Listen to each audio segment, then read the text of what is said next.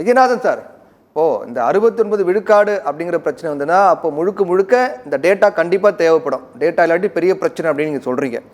ஆனால் பல மாநிலங்களில் சாதிவாரி கணக்கெடுப்பு நடத்தினாங்க.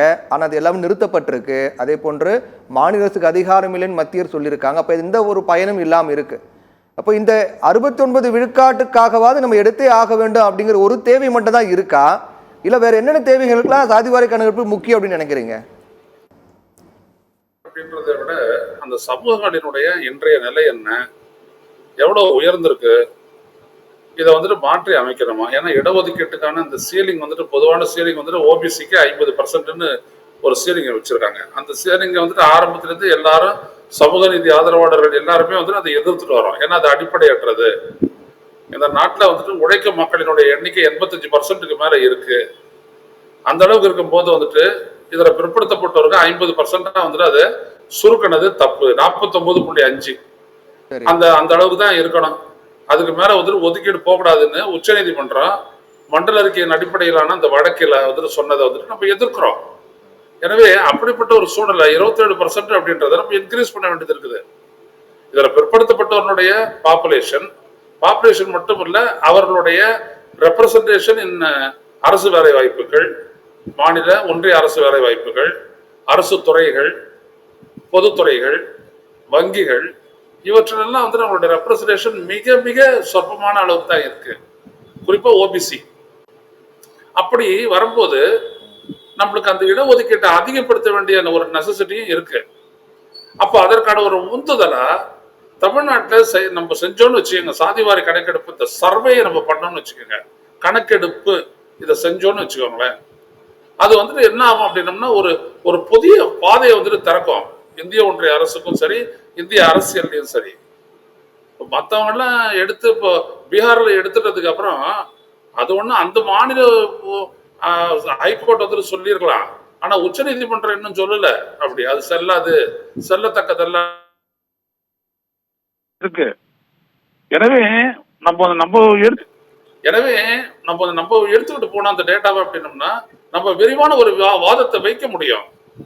ஏன்னா அரசமைப்பு சட்டப்பிரிவு 15 நாள் 16 நாள்ல இதுல பிற்படுத்தப்பட்டவருக்கான கல்வி வேலை வாய்ப்பு தொடர்பான அந்த அளவிற்கு அவர்களுடைய இருப்புக்கும் அவர்களுடைய பிற்பட்ட தன்மையை வந்துட்டு மேம்படுத்துவதற்கும் நம்ம என்ன செய்யணும், அஃபர்மேட்டிவ் ஆக்ஷன் என்ன அப்படின்றது வந்துட்டு ஒன்றிய அரசுக்கு வந்துட்டு ஒரு கட்டளையாகவே இடப்பட்டிருக்குது. அப்போ நம்ம இதெல்லாம் வந்துட்டு நம்ம கருத்துல கொண்டு இந்த டேட்டாவை எடுக்கணும் அப்படின்னோம்னா இந்த ஆர்கன்ஸ் எதையுமே தமிழக அரசு வந்துட்டு காதல போட்டுக்கொள்ள மாட்டேங்குது. இது என்ன விதமான அவலம்னு பாருங்க. சமூக நீதின்றாங்க, மாநில சுயாட்சின்றாங்க. அப்போ நீங்க பாத்தீங்க அப்படின்னா அடிப்படையிலேயே வந்துட்டு அவங்க வந்துட்டு ஒரு பாராமுகத்தை காட்டுறாங்களே, எந்த இடத்துலயும் ஒரு அக்கறையை காட்டலையே.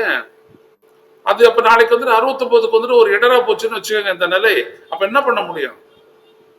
நீங்க 69 எப்படி கொடுத்தீங்கன்னா பாருங்க எங்க தமிழ்நாட்டில் இருக்கக்கூடிய நல்ல அப்படின்னு ஒன்றிய அரசு வேலை வாய்ப்புகளையும் தமிழக அரசு வேலை வாய்ப்புகளிலும் பொதுத்துறையினருடைய வேலை வாய்ப்புகள்லாம் வங்கியில் இருக்கக்கூடிய வேலை வாய்ப்புகளையும் சொல்லி நம்ம சொல்லலாம். இவ்வளவு தூரம் கல்வியில மேம்பட்டு இருந்தாலும் கூட தமிழ்நாட்டினுடைய ரெப்ரசன்டேஷன் எப்படி இருக்குது ஒன்றிய அரசு பணிகள்ல அப்படின்றத சொல்லலாமே.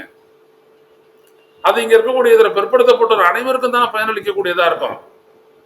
ஆனா தமிழக அரசு அதெல்லாம் காதல போட்டுக்க மாட்டேங்குது. ஸ்டாலின் அரசு இல்ல செல்லாது, இல்ல செய்ய வேண்டாம், அவங்க செய்வாங்களா, அவங்க செய்ய மாட்டாங்க. அப்போ சொல்லி வச்சுக்கிட்ட மாதிரி இல்ல இந்த நடவடிக்கை இருக்குது, நாங்க எடுக்க மாட்டோம், நீங்களும் எடுக்கல. அப்ப எங்கதான் வழி இருக்குதுக்கு? அப்போ உச்ச நீதிமன்றம் 10.5 ஒதுக்கீட்டை வந்துட்டு நிராகரிக்கும் போது சொன்ன அந்த ரிக்வயர்மெண்ட் என்ன ஆச்சு? வேர் இஸ் ஃப்ரெஷ் டேட்டா கேட்டாங்கல்ல, அதான பெரிய ஒரு அடிப்படை. அப்ப அது மட்டும் இல்ல, எண்ணிக்கைக்கு ஏற்ற மாதிரி இல்ல இடஒதுக்கீடு, பிற்படுத்தப்பட்ட தன்மையை நீங்க நிரூபிக்க வேண்டியது இருக்குது. அப்ப இதுக்கெல்லாம் எப்படி சர்வே பண்ணாது எப்படி பண்ண முடியும்? இதெல்லாம் எவ்வளவோ எடுத்து சொன்னாச்சுங்க. நம்ம தொலைக்காட்சியில தான் எடுத்து சொல்லியாச்சு, பொதுநிலையில இருந்து எடுத்து சொல்லியாச்சு. ஆனா தமிழக அரசு பாராமுகமா இருக்கு. இது நல்லது இல்லை. இப்ப இதுக்கு மேல என்ன? நாங்க போன 22வது ஆண்டு ஆகஸ்ட் 7ஆம் தேதி மதுரையில கூடி சமூக நீதி கூட்டமைப்பு தீர்மானிச்சது மாதிரி இதை நாங்க அரசியல் பிரச்சனையா தான் ஆக்கணும்.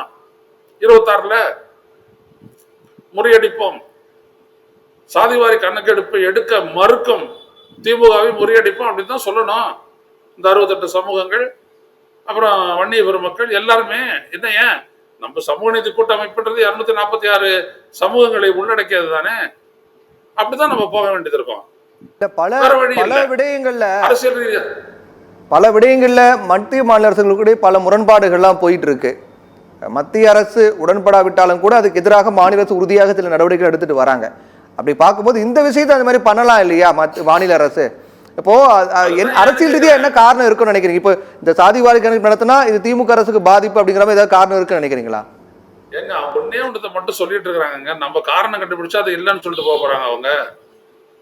நான் என்ன கேட்கிறேன் அப்படின்னம்னா, there is a legal requirement for a data to obtain a data. அப்படி இருக்கும்போது அதை ஏன் நீ எடுக்க மாட்டேங்கிறன்னு கேட்கிறோம். வலிமையா தானே கேட்கிறோம் நாங்க. ஆனா நாங்க எடுக்க மாட்டோம். அது செல்லாது, அது செல்லுதா செல்லாது அப்படின்னு நீதிமன்றத்துக்கு போய் பார்த்துக்கலாம். நீங்க தான் தமிழக அரசு போட்டீங்க 10.5 ஒதுக்கீட்டுக்கு, நாங்கெல்லாம் எதிர்த்தோம். அதனால நீங்க கைவிட்டீங்கன்னா என்ன? அதிமுக அரசு போட்டுச்சு, நீங்க வந்துட்டு அதை வந்துட்டு அரசு சட்டை வெளியிட்டீங்க. அப்புறம் என்ன ஆச்சு? அடிபட்டுச்சு இல்லையா? அப்ப எது முக்கியன்றத பாருங்க. அடிப்படை சரி, இவங்களுக்கெல்லாம் ரொம்ப பெரிய அரசியல் உள்நோக்கம் இருக்குங்க. இதை அரசியல் ரீதியா தான் முறியடிக்க முடியும்னு நாங்க உறுதியா கருதுறோம். அரசியல் ரீதியா தான் முறியடிச்சோம் அப்படின்னோம்னா தான் அது சரிப்பட்டு வரும்.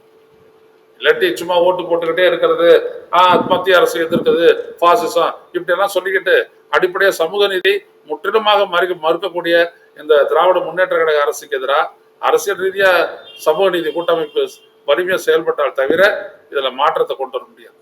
சாதிவாரி கணக்கெடுப்பு நடத்தாம இருக்கிறதுக்கு பின்னணியில ஒரு அரசியல் ரீதியான காரணங்கள்லாம் இருக்கு அப்படின்னு சொல்றீங்க. நம்ம பேசுவோம்.